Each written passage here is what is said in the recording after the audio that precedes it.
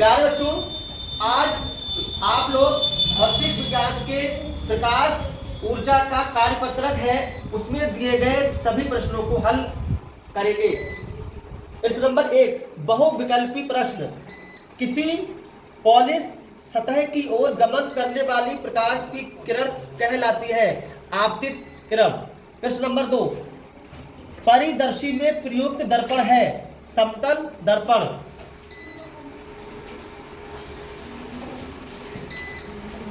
तीसरा प्रश्न है, गोलाकार दर्पण का मध्य बिंदु कहलाता है ध्रुव।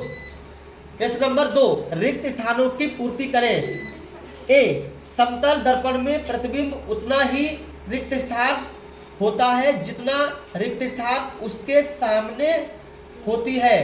समतल दर्पण में प्रतिबिंब उतना ही पीछे होता है जितना वस्तु उसके सामने होती है।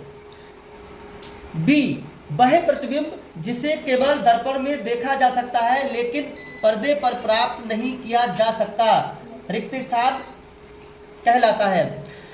वह प्रतिबिंब जिसे केवल दर्पण में देखा जा सकता है लेकिन पर्दे पर प्राप्त नहीं किया जा सकता कहलाता है आभासी प्रतिबिंब, क्योंकि आभासी प्रतिबिंब को दर्पण में देखा जा सकता है लेकिन पर्दे पर प्राप्त नहीं कर सकते। सी, पॉलिश और चिकनी रिक्त स्थान दर्पण के रूप में कार्य कर सकती है।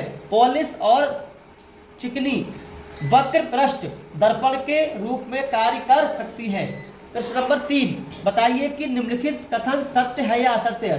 पर्दे पर आभासी प्रतिबिंब नहीं ली जा सकती, सत्य है, क्योंकि आभासी प्रतिबिंब को पर्दे पर प्राप्त नहीं कर सकते। दूसरा प्रश्न है, परिदर्शी एक वर्गाकार लंबी नली से बना होता है जिसमें नली के भीतर 45 अंश के कोण पर दर्पण लगे होते हैं, असत्य है। इस प्रकार इस कार्यपत्रक को आप लोगों ने पूरा कर लिया है और इस कार्यपत्रक के सभी प्रश्नों को अपनी कॉपी पर उतार लीजिए।